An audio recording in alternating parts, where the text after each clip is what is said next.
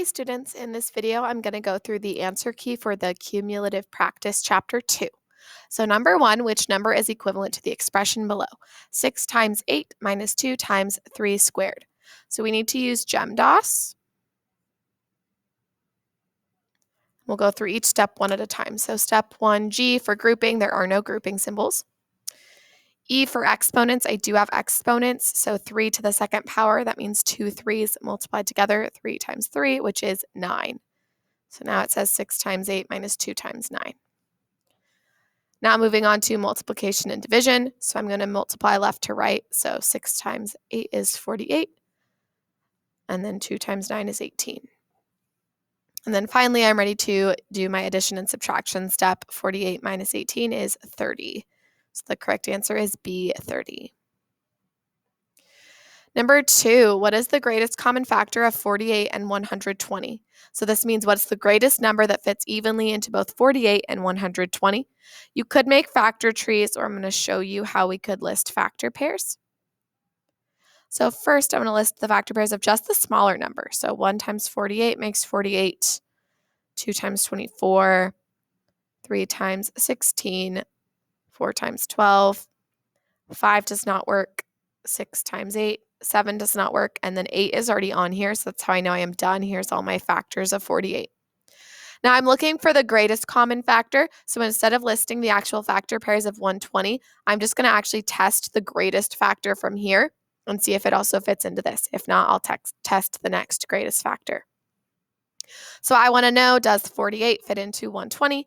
To do that, personally, I'm just going to add up 48s and see if I can get to 120 or not. 8 plus 8 is 16. 1 plus 4 is 9. Add another 48. 6 plus 8 is 14. 1 plus 9 plus 4 is 14. So it looks like I was not able to get to 120 using the number 48. So 48 can't be the GCF, but let's try the next greatest option, 24. Well, 24 times 2 is 48, so it's almost like I already have a couple 24s here, 4 of them to be exact. So I'm just going to start at 96. That's 4 24s, and then add on from there. 6 plus 4 is 10. 1 plus 9 plus 2 is 12. Look at that. I was able to get right to 120 using 5 24s. 1, 2, 3, 4, 5 of them. So 24 is the greatest thing that fits evenly into both 48 and 120. Number 3, which number is equivalent to 5.139 minus 2.64? I'm going to line up the decimals and place a 0 in the empty spot there. 9 minus 0 is 9. Don't want to do 3 minus 4, so I borrow from the 1, making it a 0. That turns the 3 into a 13. 13 minus 4 is 9. Don't want to do 0 minus 6, I borrow from the 5, making it a 4. That turns my 0 into 10. 10 minus 6 is 4. Drop the decimal down, and then 4 minus 2 is 2. So I get 2.499 as my answer. Question 4, which number is equivalent to 4/9 divided by 5/7? So I'm going to change flip, keep the first fraction the same, change to multiplication, and flip the second fraction. If I look for cross-canceling, there's nothing that fits evenly into either diagonal set of numbers to make them smaller, so I'm just going to multiply straight across. 4 times 7 is 28. 9 times 5 is 45. So the correct answer is 28/45. Moving on to question 5. You buy orange and black streamers for a party. The orange streamers are 9 feet long and the black streamers are 12 feet long. What are the least number of streamers you should buy in order for the total length of the orange streamers to be the same as the total length of the black streamers? So this is kind of like an LCM question, least common multiple, because we're wanting to see if I keep adding up orange streamers and black streamers, when's the smallest number, the first number that they're going to have in common. So my orange streamers are 9 feet, so 1 is 9, 2 is 18, 27, 36, 45.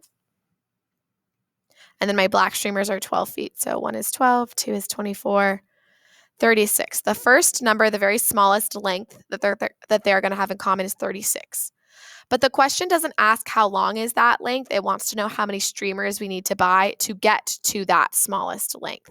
So I had to buy 1, 2, 3, 4 orange streamers and 1, 2, 3 black streamers. So 4 orange streamers and 3 black streamers. Number 6, which number is a prime factor of 572?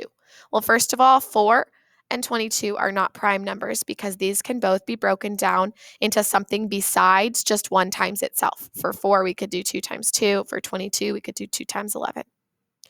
7 and 13 are both prime, so let's just pick one. I'm going to pick 7, and I'm going to see, is it truly a factor of 572? Is it going to fit evenly into this? 7 does not fit into 5. 7 fits into 57 8 times. 8 times 7 is 56. 7 minus 6 is 1. 5 minus 5 is 0. Bring down the 2. Repeat. So 7 fits into 12 once. 1 times 7 is 7. And 12 minus 7 is 5. So it looks like I have a remainder. And so 7 does not fit evenly into 572. It is not a factor of it. So the correct response must be C, 13. Question 7, which number is equivalent to 7,059 divided by 301? So I'm going to set this up as long division. First number inside, second number outside. 301 does not fit into 7 or 70, but it fits into 705 twice, 2 times. 2 times 301 is 602. When I subtract 5 minus 2, I get 3. 0 minus 0 is 0. 7 minus 6 is 1. And then bring down the next number. So now I'm repeating. I'm seeing how many times does 301 fit into 1,039. It's going to fit 3 times. 3 times 301 is 903. Subtract. 9 minus 3 is 6. 3 minus 0 is 3. And 10 minus 9 is 1. So I get 136 as a remainder. Now, when I have a remainder, I can always write the remainder as a fraction where the numerator is the remainder and the denominator is this number on the outside here, my divisor. So 136 over 301. So the correct response is 23, and 136 over 301. It fits in 23 whole times with this fraction left over. Question 8. A square wall tile has side lengths of 4 inches. I'm going to draw that first. So there's my tile, 4 inches on each side. You use 360 of the tiles. What is the area of the wall covered by the tiles? Well, let's start by finding the area of just one of them. So length times width, 4 times 4 is 16. So the area of just one of them is 16, but I have 360 of them. So let's multiply 360 by 16. First, I'm going to multiply each thing on top by 6. 0 times 6 is 0. 6 times 6 is 36. 3 times 6 is 18, plus 3 is 21. And now I'm going to multiply everything on top by this 1 on the bottom, but it's in the tens place, so we have to put a 0 in the ones place. 0 times 1 is 0. 6 times 1 is 6. 3 times 1 is 3. And then we add these together.